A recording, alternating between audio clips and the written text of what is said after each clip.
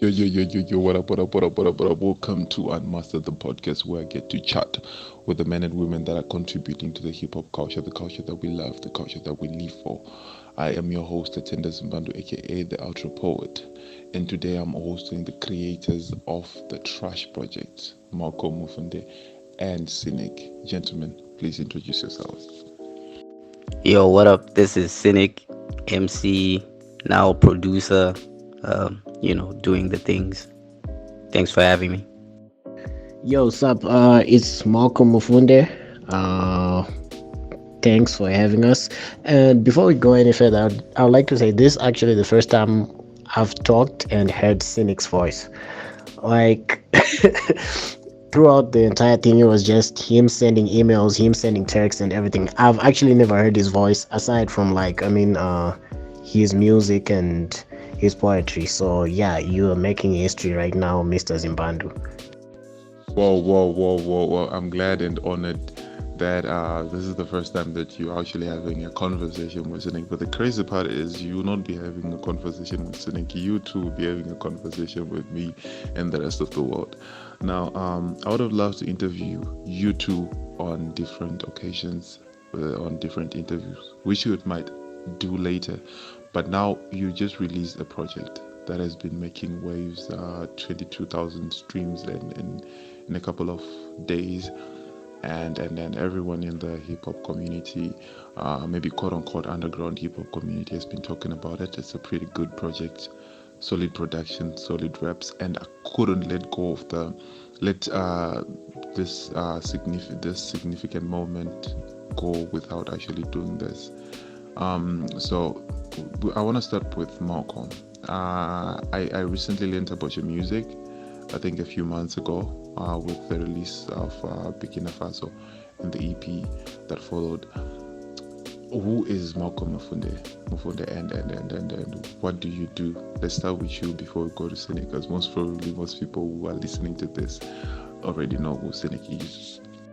Yeah, if you don't know who Cynic is, chivoaregeze chivoabva ngachiregezotera the podcast. But the thing is, I'm one of those people who got introduced to Cynic like way back. I think around 2012. That's when Sin City dropped. Right, I'd heard about him before. I'd heard some of his earlier stuff because Chi-Town is a very very vibrant Zim hip hop community, like deep underground. So I would just sit nema old heads, Vanuari, very into it. You talk about the ill matrices, you talk about there's respect. I think Cynic knows respect. There's the Munetsis and people like that, and they would just discuss hip hop. And in Nandrika Mfana, just listening to them. And I used to go by Mace around that time. I think 2010 up to around 2012. Ndichiziti Mace, yeah. And I had these tiny raps like Ndonzi Malcom, Doshandao Kolcom, Nondi Bata Patelcom, Diripa.com. Shit, that didn't make sense. Then I listened to Sin City and I was like, I want to make something like this, that. And I rebranded, I changed everything, and I started calling myself the Mind, because Nadaktora is in a sense and everything. But then I was still young, and as much inspired as I was by Sin City, I realized Kuti Cynic had a wealth of life experience before he met Sin City, and I didn't have that. So I was speaking Zinzuri shallow, Zinzuri surface level, and calling it deep. Well, just because maybe I used one or two rare words or something like that. And when I became self-conscious and self-aware, this is crap. I realized I really want to rap, but I'm not good enough rapping about the type of stuff that Cynic or other experienced and mature people rapped about.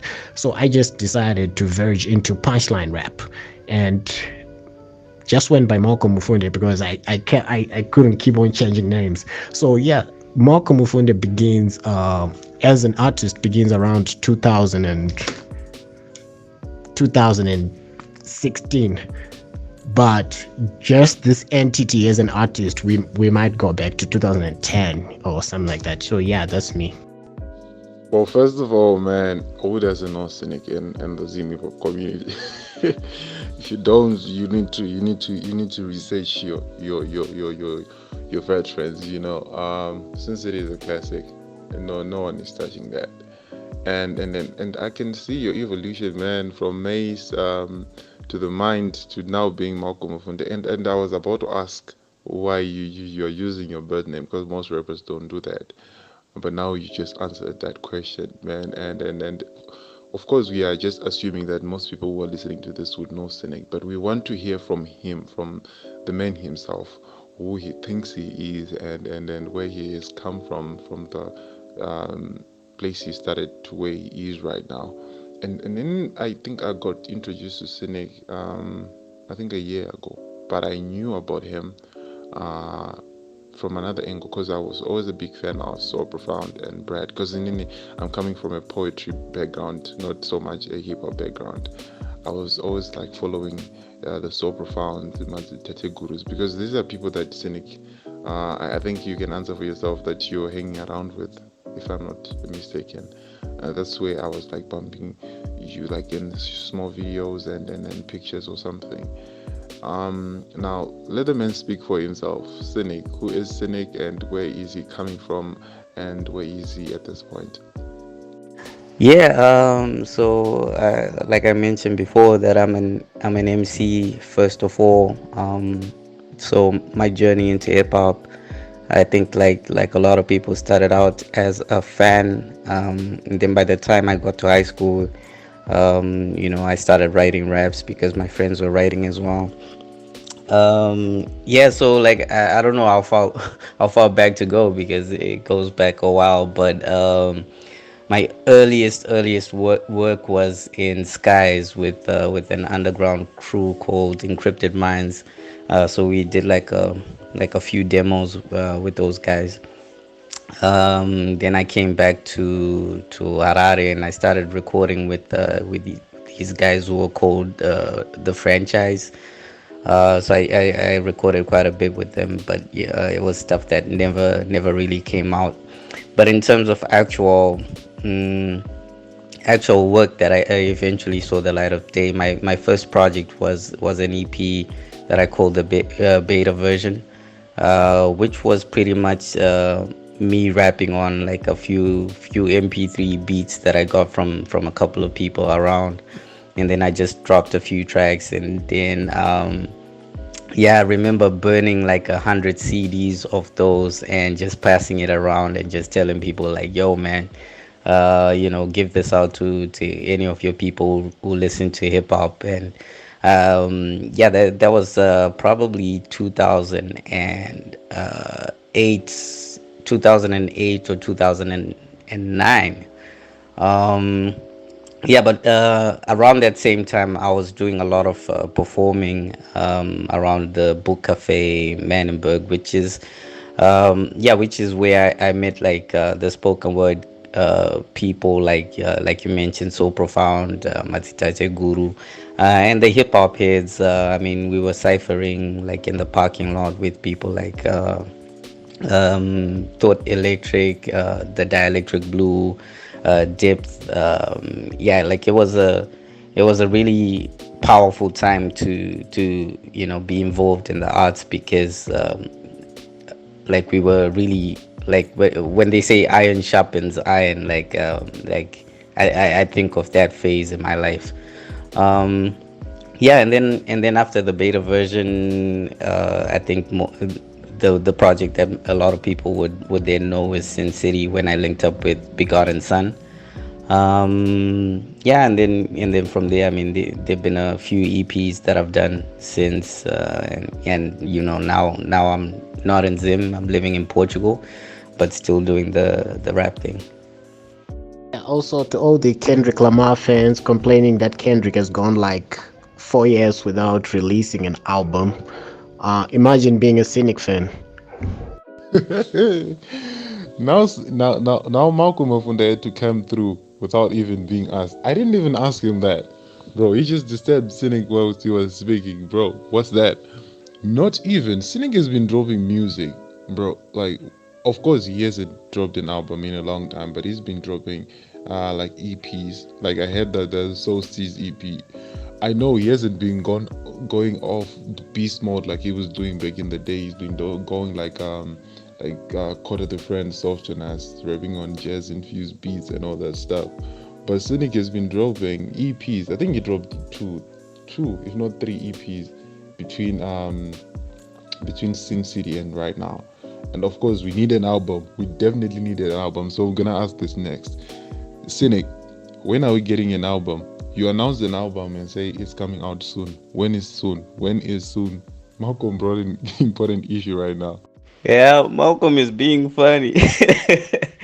No, but yeah, on the real, um, throughout the making of Trash, Malcolm was calling me out on my perfectionism, which is probably something that I need to deal with. But the album is almost ready. There are a few things that I'm touching up, and I can say for certain. No, I can't say for certain, but let's give it 2 months. Let's give it 2 months. I'm sure you guys will be listening to it by then. Like for real, for real, for real. Bro said 2 months to me 6 months ago. We are still waiting. But anyways, we are grateful, man, because we know if it's coming, and it's gonna be dope, and it's gonna shake the Zim hip hop community just like Trash did, man. That was epic. Before we get to talk about Trash, let's talk about Malcolm. We had Synik's evolution from when he started to when he dropped Sin City and all the other projects. I think we are familiar with that now. Let's talk about you. When did you drop your first projects, and how many projects have you dropped? How has been the response and the feedback from the people, the numbers? Anything you'd want to share on your journey from when you started actually releasing music professionally to this point, to Trash, to you dropping garbage? No, you didn't. Just answer. Okay, so first to touch on the Cynic issue, Writer's Return is my favorite track from the Solstice EP. And here's a sequence that goes something like, fans turn into enemies every time that they ask, when are you dropping next? Why is it taking long? Why aren't you locked up in the studio making songs? Could they truly understand my new understanding that immortalizing words is an exercise demanding of some soul searching and some serious conviction? So I get it, I get him. But as a fan, you're always gonna ask, come on, how much? Because about this album that's coming, actually, I've heard some songs. And here's what he said. Listen to this. I'm gonna work on Dichazo Gadzirisa this part. And when I was listening to the stuff, I was like, this is perfect. She should know Gadziriswa. So I guess we have to deal with Synik. That's Synik. That's him being him. And yeah, we're just gonna have to live with it. Or probably die such a but I hope he lives up to his word this time. About my evolution. I remember, I think it was a month or two ago, when people were trolling RPOs when he mentioned Kuti. He has, was it 11 albums? He said, I have 11 albums out. And people were like, oh, we don't know you. And they were just laughing at him and everything, insulting him, dissing him. You're such a failure, of which RPOs doesn't have 11 albums like album. In those 11, he included my EPs, he included my short projects, right? But yes, it's an album still. So I was just, as people were trolling him, I just say to myself, do these people understand Dinema projects, Mangani? Well, if we are to include EPs, I have over 20 albums, way over 20. I've lost count. And I'm nowhere near the level of popularity in our RPUs and everything. So if RPUs is a failure, Koinini. So I don't. It goes way back. My journey goes way back because there's an entire discography that's longer than 10 albums. Yad the mind shete. There's an entire discography that's longer than 10 albums. Ya mace shete. Then there's and Ndagushika 10 is the Ndafura 10 as Malcom Mufunde. So that's probably 30, So Akawandisa, I've worked on a lot. And I would say, well, since 2010, of course, more than half of that discography I'm not proud of. That's why I only share music here, Malcom Mufunde. Not that I am super proud of it all, but at least I feel like it won't make you cringe, because I mean, sharing music young, when I was 12 years old, when I was 13, when I was 14, even when I was 16, it's just like, I wasn't really, I'm not really proud of some of the music I made, but it was a learning moment. You learn, you go through it, and to get trash, you had to get things like, if you want to party, let's go, to begin with. So my journey goes back, like I said before, I think 2010, 2009, I was already just pumping out mixtapes. And about trash, well, I know you're trying to reserve that for later, but just to get into trash, we get 22K plays in like 4 or 5 days. It's really cynic. Well, not obviously. He's gonna say, nah, it's because you were doing this. He's gonna try to be humble and everything, but most of the hype is because of Cynic, and it just shows the anticipation that people have for his next project. Like anything attached to Cynic, and people are like, what, chi, because I've literally, if it's punchline music, I've mixtapes I've done. Halcyon Days is just like trash lyrically. Bard is just like trash. It's just like trash lyrically, but combined my plays, they're like 2,000. And this is since I got released it like 3 years ago, and then I just do this over Cynic beats, and boom. So yeah.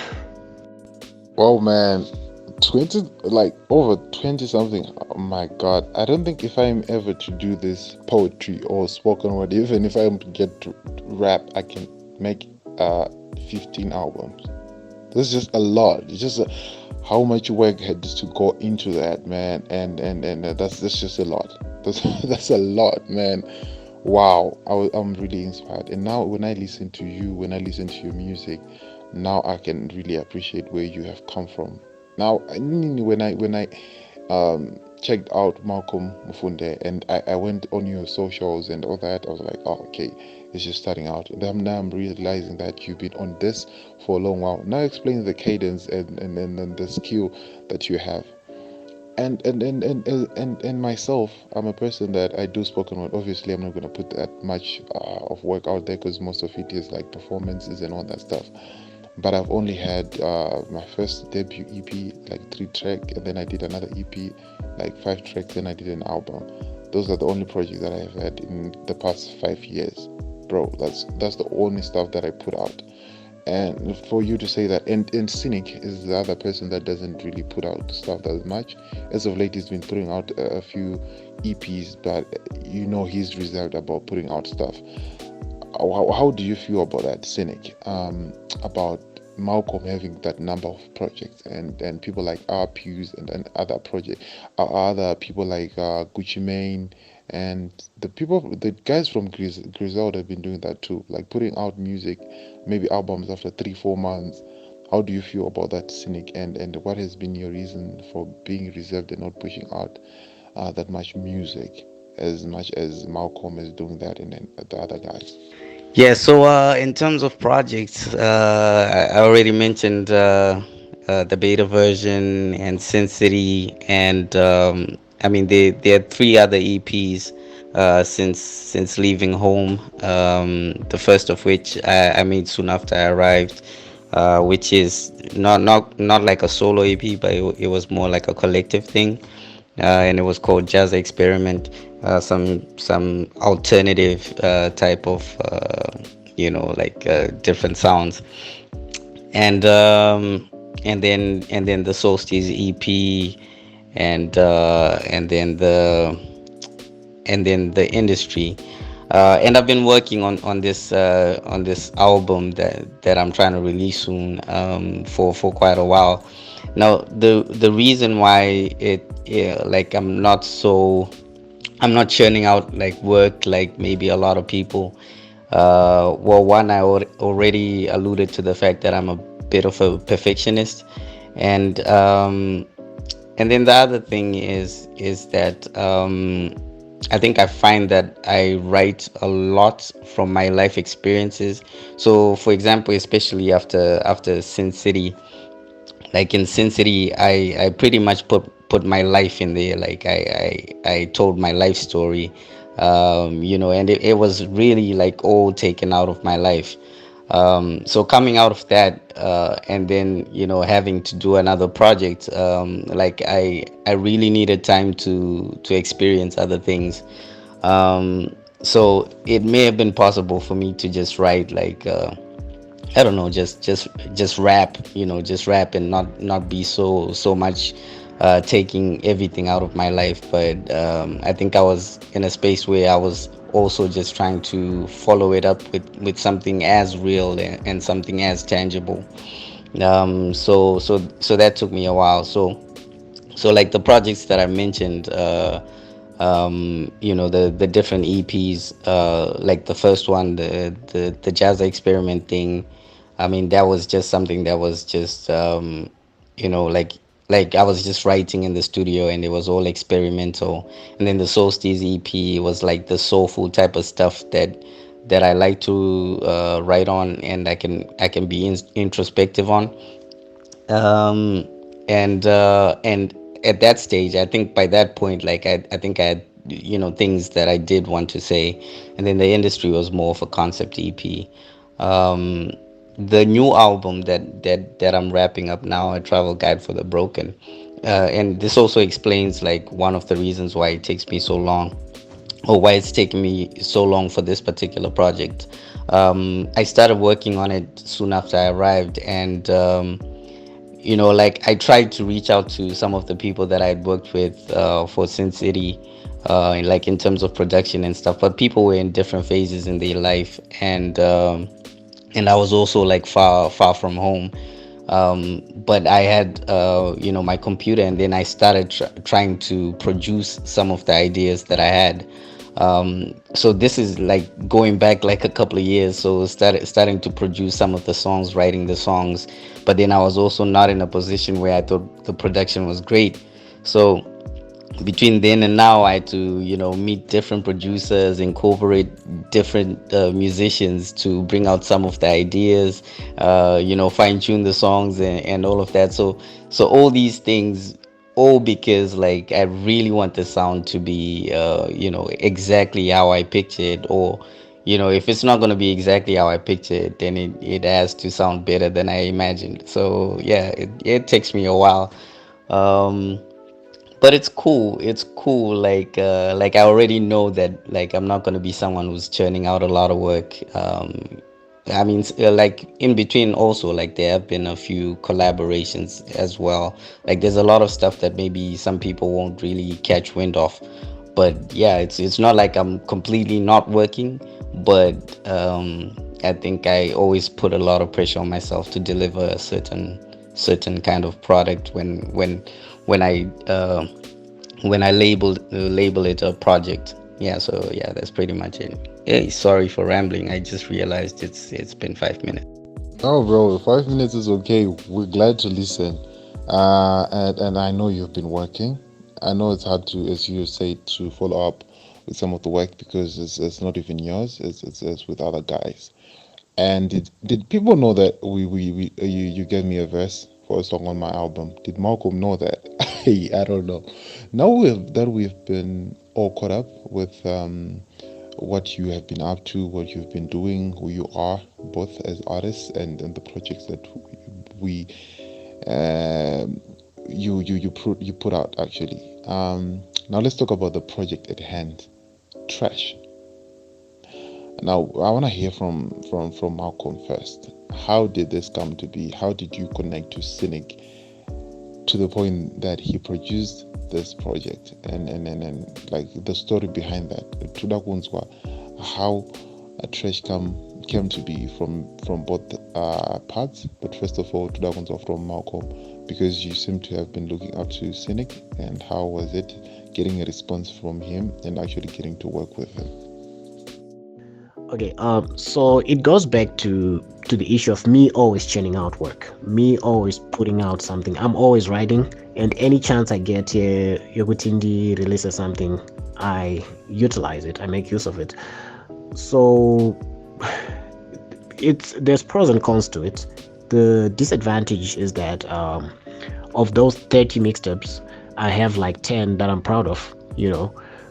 That's why I really envy Cynic in a way, because everything he's put out is okay with him. He's fine with it because he took his time. He's disciplined enough to know what he's on. Just because he's written something doesn't mean he has to release it. He has to really fine tune it until it's a ready product and everything. But I just punch out. I just punch out work and everything like that. So I reached a stage where I was like, okay, I keep doing this, but where's my classic? Where's anything special I've done? I know I'm good. I'm really good at this, but there's nothing special I've done. And I started listening to other Zim rappers and everything. Then I realized, Kuti, they probably just have the same problem. Where's their Sin City? Where's their special thing? You know what? This is it for me. So I just stopped. Like, okay, what do I need? So I went back to a lot of old school hip-hop and just started listening to it and everything, and I fell in love with Doom. I hadn't known Kuti he had passed on when I was bumping to his stuff, because we only learned about it like on New Year's Eve, and he'd passed on like on Halloween Day. So between October and December, I think, I was just listening to a lot of Doom, and I loved Mad Villainy. I just loved that album. And I'm like, it was sort of, the production was so, I don't know, there was something unique about it, whatever Madlib was doing, and I was like, it's like it took me in a world of its own. Pandey Buddha, Tango Terra, something else. It would be like, that's okay to this very common crap that I always listen to. So I wanted something Changachiri Chaguti, when people listen to it, sound actually different from any other Zimbabwean album. I just wanted that sound. I just wanted because you listen to the classic albums, MZ Hip-Hop, you listen to Comrade Fatso's House of Anger, you listen to Outspoken, God Before Anything, Uncool and Overrated, you listen to Cynic Sin City, you listen to Begodden's Gudoguru's Changamire. They have a certain sound. Yoguchi, only them, Gadzira. I wanted that too. I wanted that for myself, because I knew my pen is not going to get much better. I've picked what I need to change is how I approach music, with even this different feel that it just takes you in a different world, like Mad Villainy had done to me. And I bumped into a Cynic bit. Boom. Yeah. And I was like, well, maybe Ajuma. Then I just waited. I wrote to it, then just waited. Then he uploads another beat. I listen. I'm like, okay, this guy, what's going on? So, well, I waited again. Then he made a third beat. And I was like, well, there's this. It was special. He didn't see it. He still doesn't actually. But it was just special. And I was like, yes, this is the sort of thing I'm looking for. So let me just contact him. Let me just hit him up and check with does he have more of it? And so Ndagavandangom sent a message. It's actually the first interaction I've ever had with him outside of like Facebook comments and Facebook reacts and everything like that. And I tried to be I was starstruck, obviously. Like, yo, bro, I'm a huge fan. And he's like, you want beats? I'm like, yeah, I want beats. It's like, okay, cool. How many?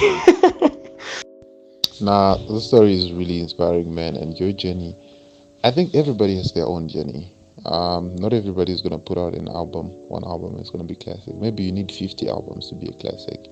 Maybe you need 100 albums to be a classic. I don't know if that's possible. But, Tuku put out like, I think 60 or 70. I'm not sure, but it's over 50 albums. And he's still a god. It's just about your perception about how these things work. and you can be cynic that you have 3, 4, 5 projects out, but you already have classics. Sometimes it works differently, and I like how you all connected. Like a fan connects with someone they look up to, and they end up making a classic. That's just dope. That's just out of this world. And I'm gonna do this something bold. I'm gonna ask Cynic for a bit. I need a bit of some sax in it, like saxophone, like trumpets in it, a jazz fueled beat. I'm asking it for it in public so that everybody knows the Cynic my beat. You already gave me a feature, but I already gave me a verse, but I need the beat now because these beats are classics. I might also make my own trash. Um, but yeah, man, the way you connected is very inspiring. I wanna hear it from Cynic's point of view now. How was it? How did you know of Malcolm's music before he reached out to you? How was it like working with him? Did you like his raps? Did you feel like you were making something that was coherent? How was the experience generally? Yeah, the experience. So I mean, I knew about Malcolm, not during his Mace period, but I think I caught on to some of the material when he was going by the Mind, and then with the name change.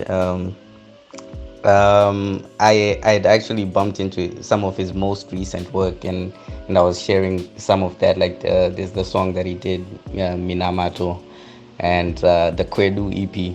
Like yeah, like I was like, yo, this is some really dope stuff.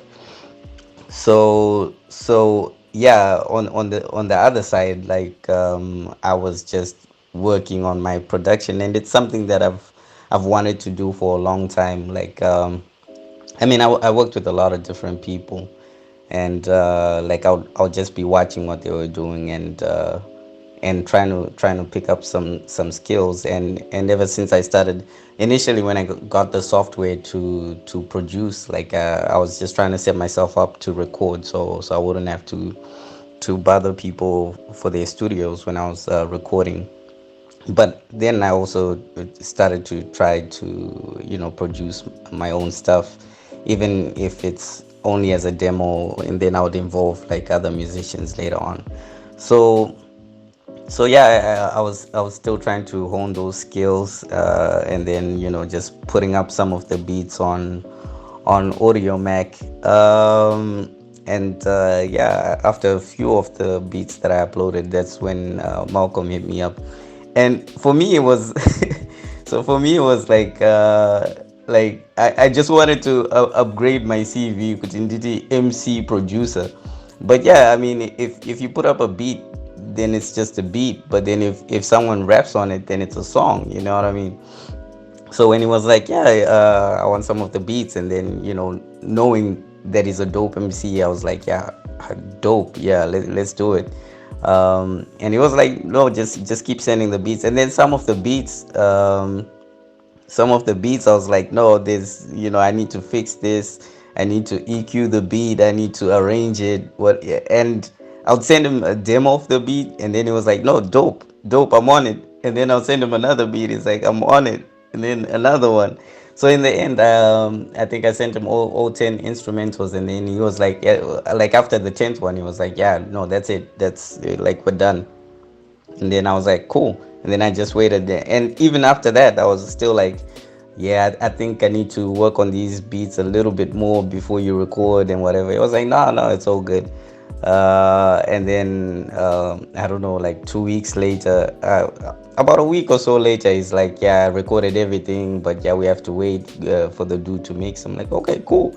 And then another week later, he's sending me the joint. I'm like, yo, this is crazy. You know what I mean? This is some crazy stuff. So yeah, so at that stage, like I'm hearing the songs for the first time. I sent him a bunch of beats, and then I'm listening to the complete project. I'm like, wow, like some crazy bars. Like, I mean, even when I'm listening to it now, like I know you put up like posts explaining some of the lyrics, and I know they're on Genius and everything.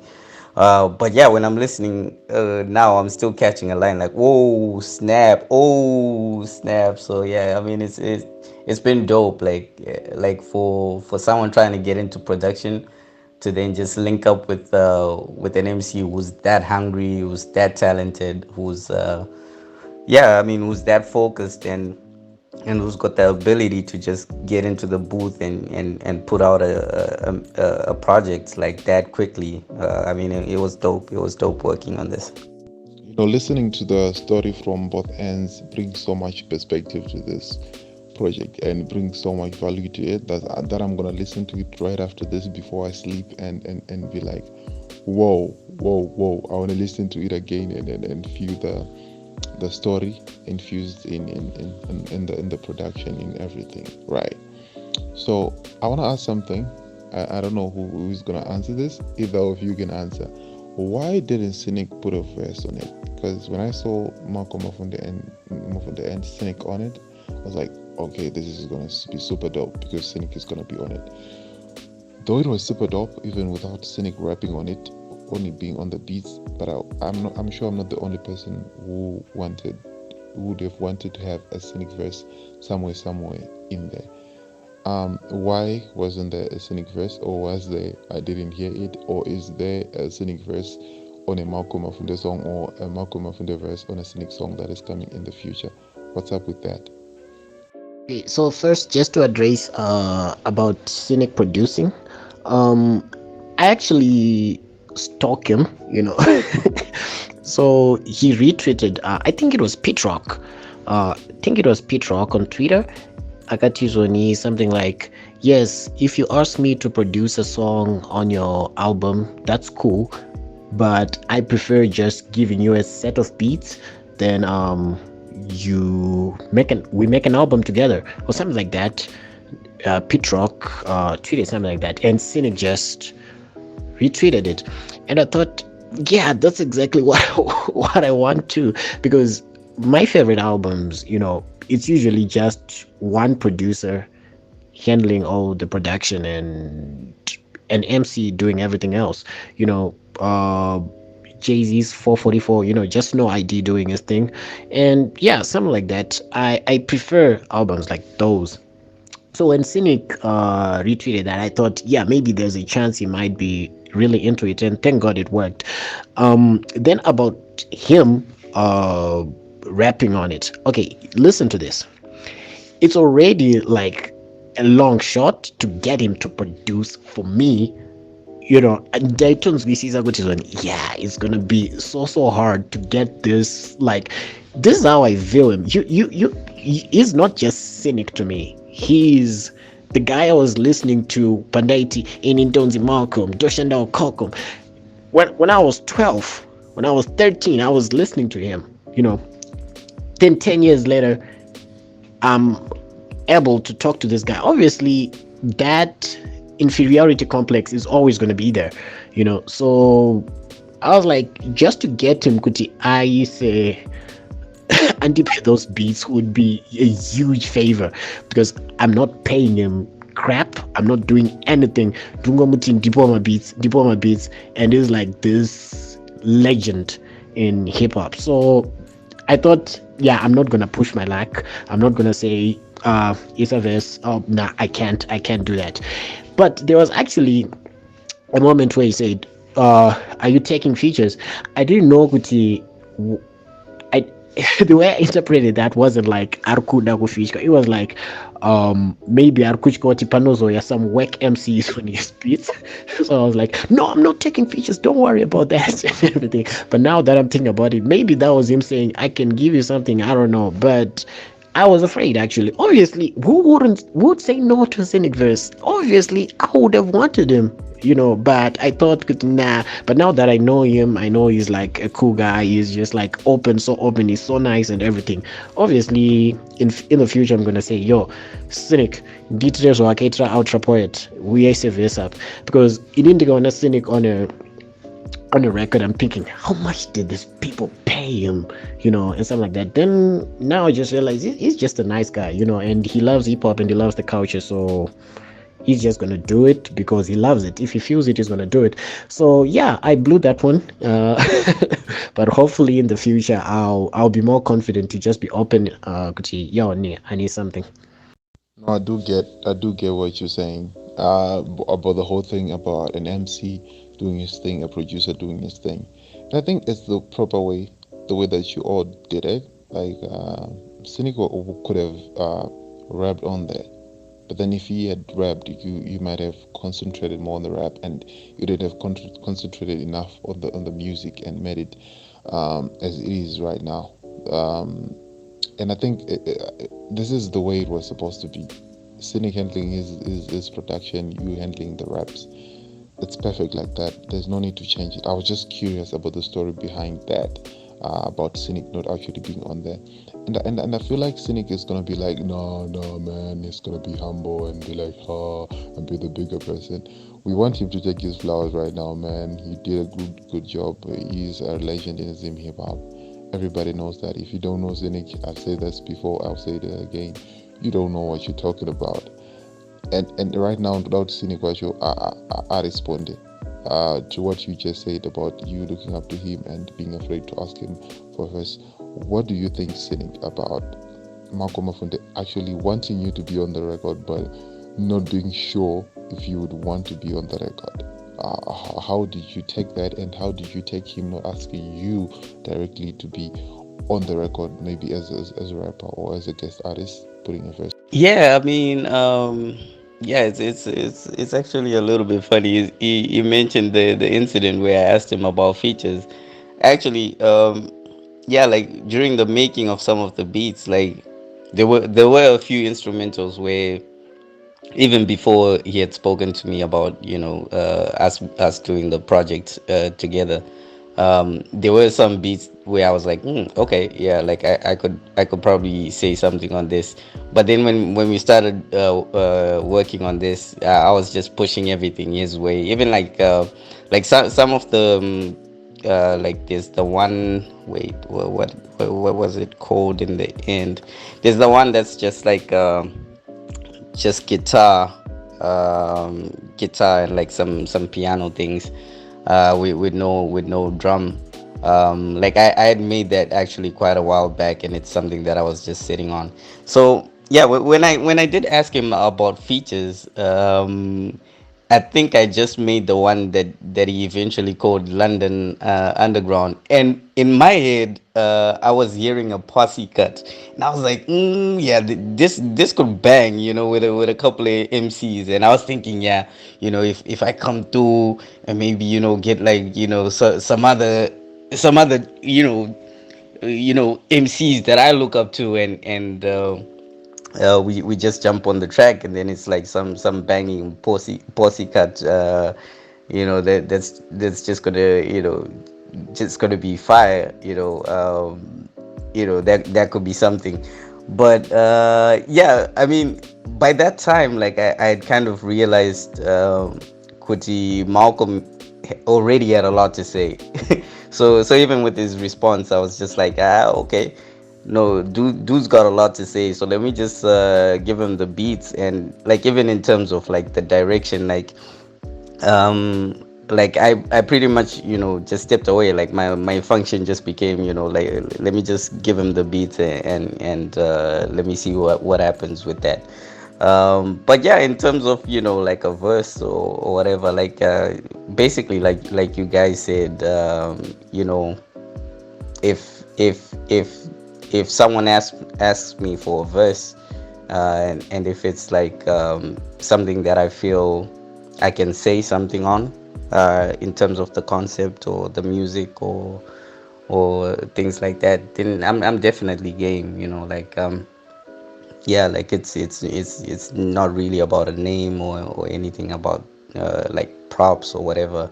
Like yeah, I just genuinely enjoy, like, contributing to the culture, and yeah, that's it. But yeah, on this one, yeah, like yeah, at that stage I was asking dude, like, yo man, like do you need a verse? But yeah, that didn't happen.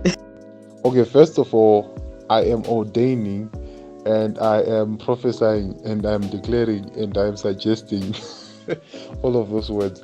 I'm suggesting a remix to that song, whichever song that is that you're talking about. You're doing a remix, and to all the songs that you felt like you could rap on, you're doing remixes. You could make a remix EP, trash remixes EP, get other people on it if you can. I think that would be dope, like really dope.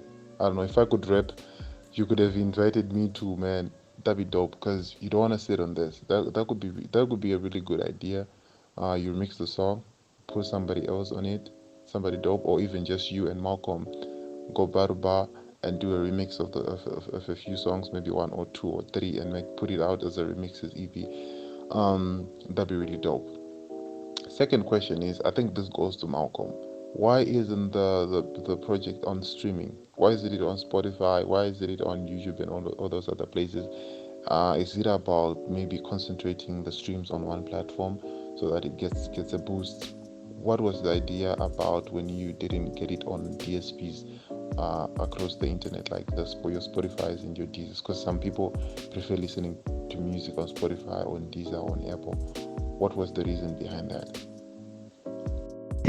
Okay, let's go back to the Synik thing. When you was talking about a postcard and something like that, if you notice all my music, go per Audio Mac, just look at all Malcom Mufunde music. I never feature rappers, you know, and literally there's only one song where another rapper is a guest verse, and it's Chama J in 2015, because then I needed someone who rapped in Shona could ice a verse, and I couldn't rap in Shona then. So now I'm going to Chama. Chama is no longer a rapper, by the way. He's in SA doing his thing, and that's the only time I've ever actually featured a rapper as Malcom Mufunde. You know, not because I don't like to work with rappers, but rappers don't like working with me. I don't know, because maybe I I have a reputation. I don't know for what. I don't know. People just don't like working with me. I've tried, and also those who like working with me, I can't afford them, because recently I was just looking into plans for my next project, and obviously the first person I I approached, I need a verse, was Synik, and he was like, yeah, go, sure. So I started looking for other people, because I wanted to create the Avengers of hip-hop to just be on one album. So I started going to every MC I respect, and they were all giving me price tags. I was like, guys, I can't even afford to record. So I realized that these people really are about the business part of it, and they aren't really feeling my stuff to the extent equity they can just give you a verse, or something like that. So it's always been like that for me. Maybe now, if Synik were to go, Synik knows that the same people would, I need a verse, people are just gonna respect Synik. It's Synik, they're just gonna do it. But no one's gonna do that for Malcom.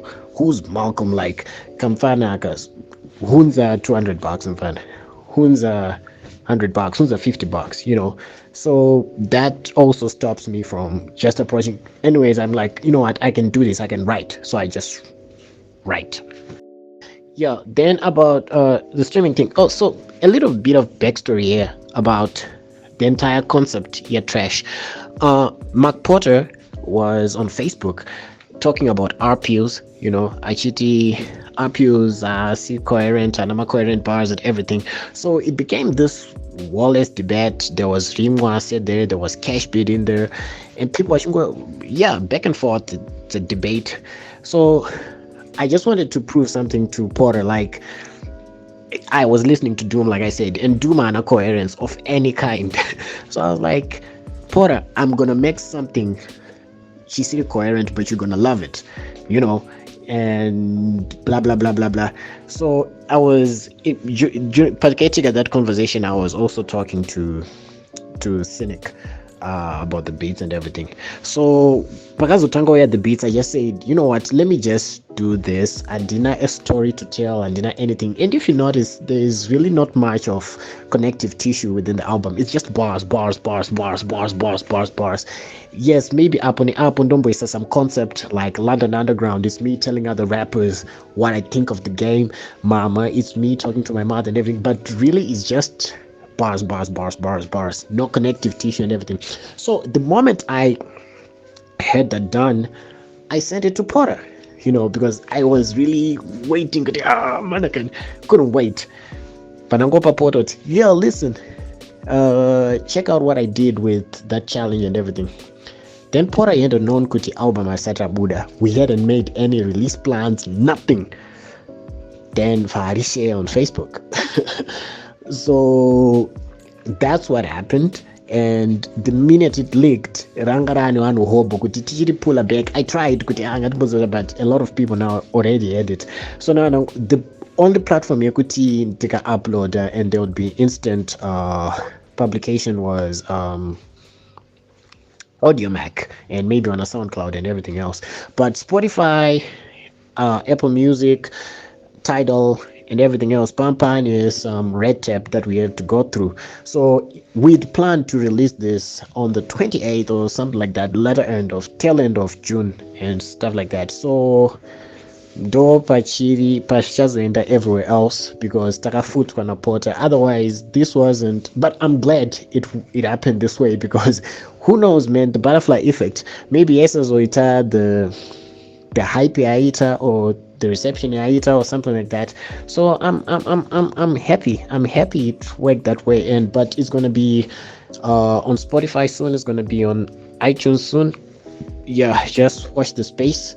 And also I just want to thank Porter for everything he's done because he really pushed this project. He got it to people I never knew would even care about me and everything, and he was just pushing. So maybe it's him feeling guilty, but nah, he's just a nice. Man, I don't know. That's a very controversial issue, and I don't want to dive into it because I don't know the specific details about it, and I'm sure it's very sensitive because of the relations you two have. I'm not sure of the relationship that you two have, so let's not dive that much into it. But we thank God that it came out the way it came out, and people actually got to bump to the music, and the word is out there, that your name is out there, like that. Then the other thing I wanted to ask Synik is, now we are looking at the hip hop fraternity right now, the hip hop scene in Zimbabwe right now. What are your thoughts on it and the growth of the Zim hip hop community at the moment? Are you feeling the vibe? Are you feeling the new school, the denim hoods, the holy tans, the K-chaps? Are you bumping it all the way from Portugal right there? Are you bumping the new school?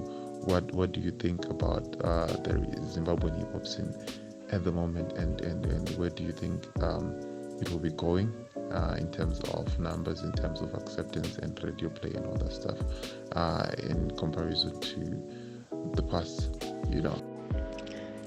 Yeah, so I think it's an exciting time for Zim Hip Hop. I think at the moment there's a lot of attention on the movement that maybe wasn't there a couple of years back. So that's really a great thing. I mean, specifically looking at artists like Anna Holy Ten, K Chaps. I mean, these are people who are doing like incredible things in terms of garnering the attention to their craft, and that's dope. Like not just for them as individuals, but I think for the movement as a whole. Like it's something like what I think Kruger was saying. Kuti, this is a great time, and we all should rally behind like all these artists, like those numbers. In terms of me as a consumer, like I think I've always leaned towards like a particular sound. So there are MCs that I bump, and then also there's just me supporting the movement in general, meaning that I show love and I support. But if I'm chilling, I'm more likely I'm more likely gonna be listening to people like Soko Matemai, Michael Chiwunda, let me try and think. Of course, Malcolm, and I'm trying to think of some of some of the MCs that I'm excited about at the moment. But yeah, in general, like I said, like I really dig the fact that people are paying attention, and not only that, but I think the current crop of musicians that we have in Zim Hip Hop, they're doing a lot of work, and the quality of the work also stands out, like even in terms of visuals. So I think that's something that's really commendable. So I know it's a great time. It's a great time to be a fan of Zim Hip Hop. Well, man, I couldn't have said it better. Like, that's the exact same way I would have answered that question. There's music that's popping, but is it music that you listen to for the sake of listening to music, enjoying, or you listen to it because it's being hyped up and it's what's trending and you're supporting the culture? And then there's music, like the people that you talked about, the Soko Matimais, the Michael Shuwendas, and the Malcom Mufundes. Those are people that are actually making music that you listen to maybe 10 years later, music that you listen to without necessarily listen to it for the hype. Now, this question is to Malcolm. What are your thoughts on the current hip hop scene in Zimbabwe and the future of the Zim hip hop genre? It's crap. I'll have to disagree with Synik. It's crap because it's crap. You know, I'm glad people are making money now. I'm glad hip hop now has some commercial viability, some commercial appeal. Um, I'm glad there are more popular rappers right now than ever before. I'm glad rappers are on radio. Cool, but as far as the art form goes, nah, I'm super disappointed. Obviously, there's some standout acts, but the nah, I'm not proud. That's just me, but well, it's my opinion. That's the truth. There's rappers doing their thing that still care. I'm one of them. Whether you like my stuff or not, at least I still care. I don't think a lot of people do.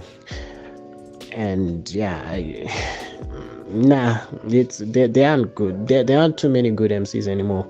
Because if you realize, Gucci, I like trash. I like trash. I'm glad with what I did, but that's not something we could have held as here's lyrical masterpiece in something like 2005, in something like 2006, in something like 2007, because everyone was doing that.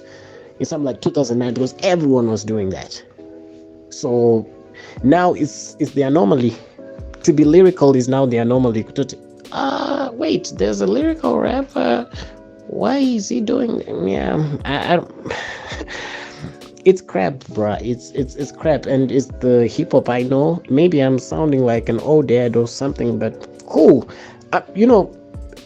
Some of the people I'm actually I actually have problems with are people older than me, so it's not really me being an old dude, but just a fan of quality. And I think the new I hope it's change up and baby, but as right now, nah, trash. Now, I wanted to wrap this up, but I'm realizing that there's one important question that I didn't ask you both. So I'm gonna ask Synik first. What kind of music did you grow up on? Was it hip hop? What was the music that was playing around the house when you grew up? Was it hip hop? Was it local music? What kind of music shaped your tastes and preferences? And we can hear from Malcolm after you answer Synik. Anzi trash. Magaip. You kill me, fam. Nah.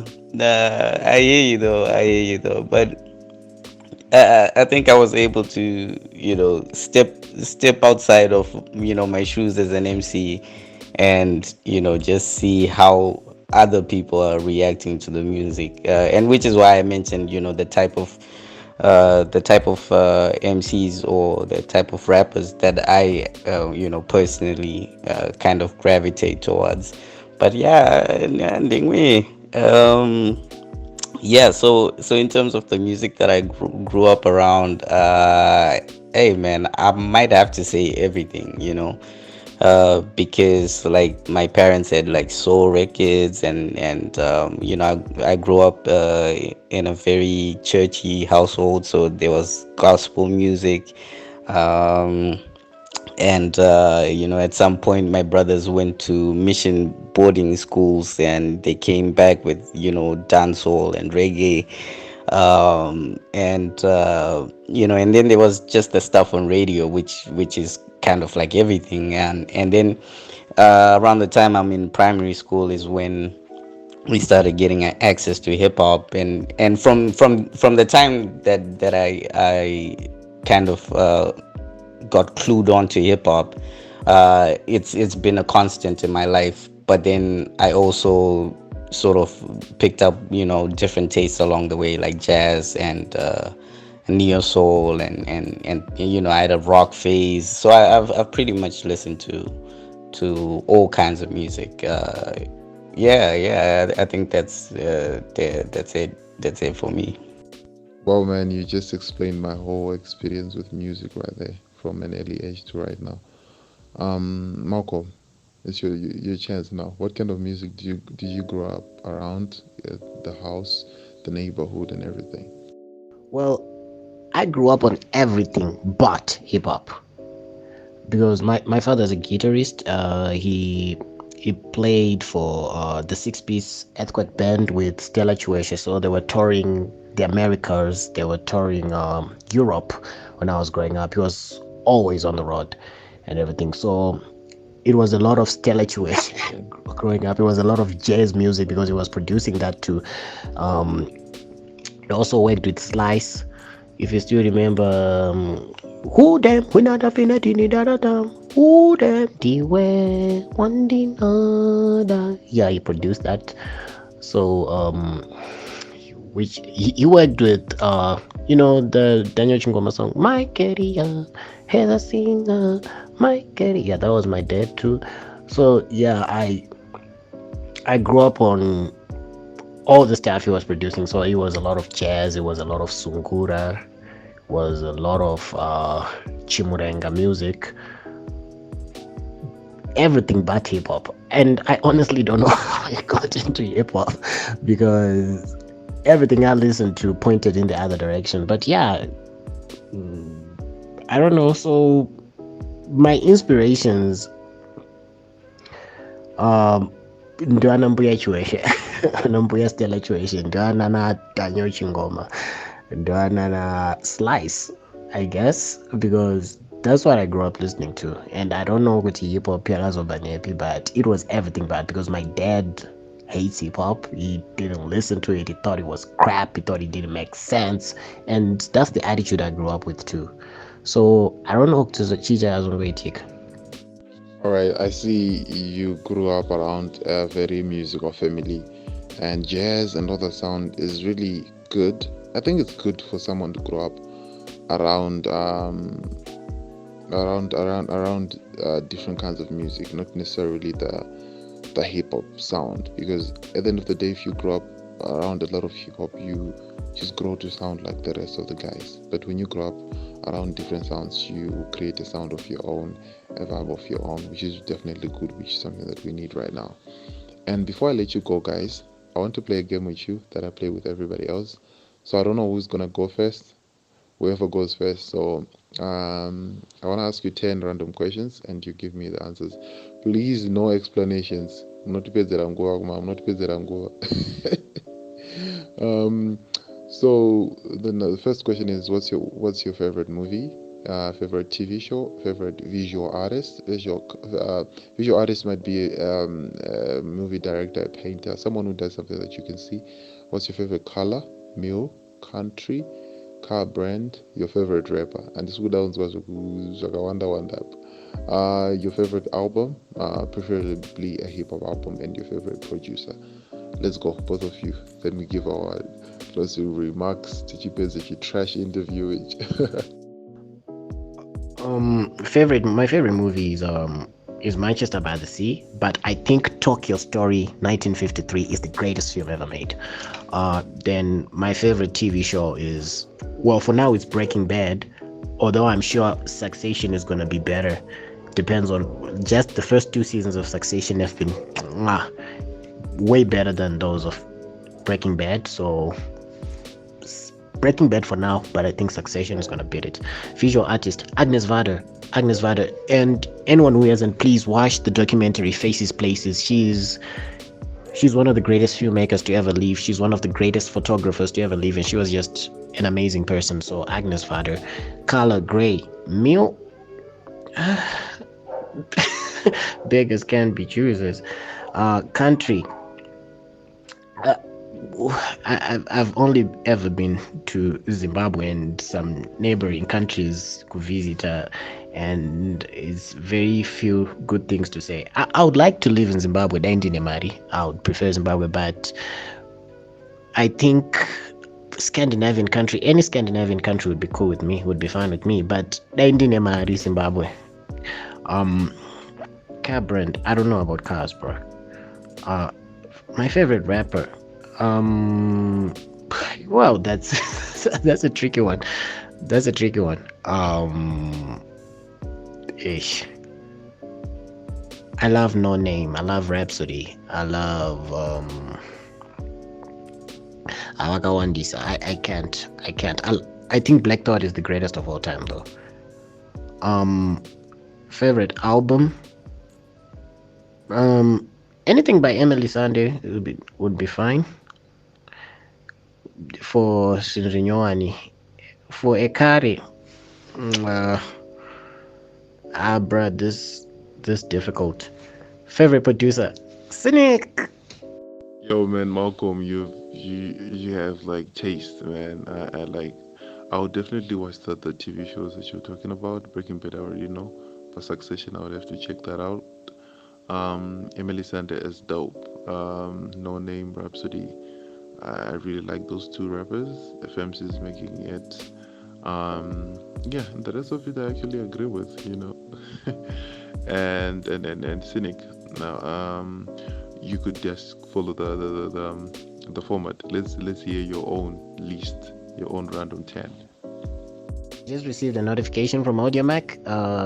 We're now on 23K. So thank you guys for listening to this podcast, obviously, and also to Trash.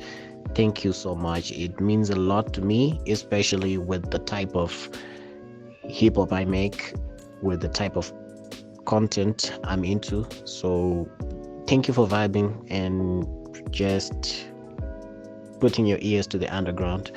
And yeah, I hope you you vibe with the next project or whatever comes next. And shout out to the Outro Poet for this, yo. Thank you. All right. So favorite movie. Damn, that's a tricky one. That's a tricky one. I might just have to go with The Matrix, just for just.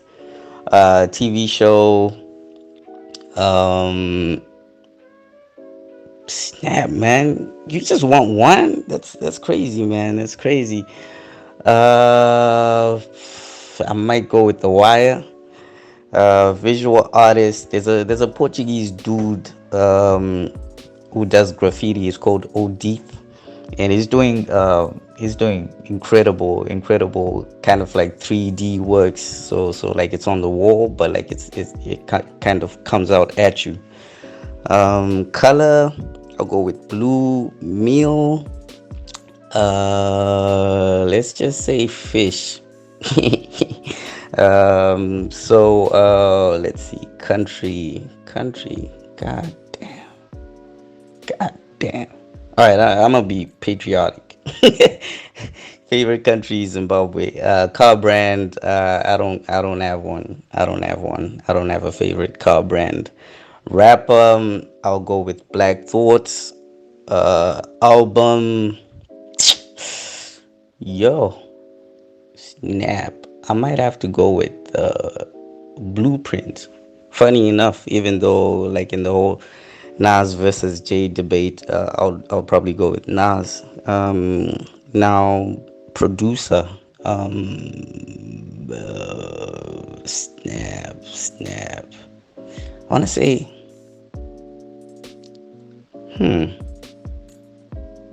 nah. I was gonna say, man, there's so many. Though. Uh, yeah, maybe I'll go with Freddie Joaquin. Maybe. Yeah, let's go with that. First of all, I want to say you two are too kind. You two are too humble. You two are too good. I'm very honored and I'm very humbled for you to take your time, your data. This took a lot of time to be done. You were patient with me. You're patient with the podcast. You are both busy people. You have things to do, I presume. But you took time to be part of this podcast, which is something that I really always appreciate with everybody that I feature. But this time I'm having two people at the same time, so it's double the appreciation and double the time. Obviously, it took longer than it usually does with other people, but because it's two people again, I want to thank you so much. You, Synik, you're too humble. Malcom, you're too good. You two guys, thank you so much for being here. So as the last words, I just want to both of you, I know who'll go first, to just give sentiments. Thank people that have been following the podcast from the start to this point. Thank your fans, I don't know, and just leave us with a word of advice as your last words of the podcast as we wrap it up. Yo, fam, thanks so much for having us and for giving us the opportunity to also kind of chop it up and figure out the different perspectives for this trash project. It was a real pleasure. So shout out to you for putting this together, and shout out to the listeners, everybody who's been following the music, Malcolm's supporters as well, and Zim Hip Hop supporters by and large. I think, yeah, we do this for you. So thanks for tuning in to the work.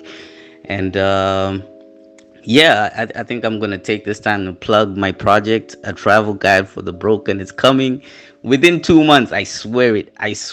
I'm wrapping it up, guys. So yeah, I hope you stay tuned in for that. Peace and love. Yeah, so that's a wrap. Thank you, Tatenda, for having us. I can't say ultra poet. I don't know. I find it weird. Thank you, Tatenda Zimbandu, for for having us. And yeah, guys, see you again in 2 months' time after Synik releases his album. So yeah, cool. Thanks for tuning in. Ladies and gentlemen, that has been that has been Synik and Malcom Mufunde, the guys that brought us the classic project. Yeah, this has been about a little over a week out, and it's now a classic project. I commend it. Ladies and gentlemen, thank you so much for following the podcast. Thank you so much for listening. Yeah, this has been your host, Tatenda Zimbando, aka the Ultra Poet, aka Ultra. Until next time, follow us on social media at The E-Trader. Subscribe to our YouTube channel. Give us 5 stars on everywhere you listen, and subscribe everywhere you listen, and also give us 5 stars on Apple Podcast actually. Ladies and gentlemen, until next time, thank you so much for listening.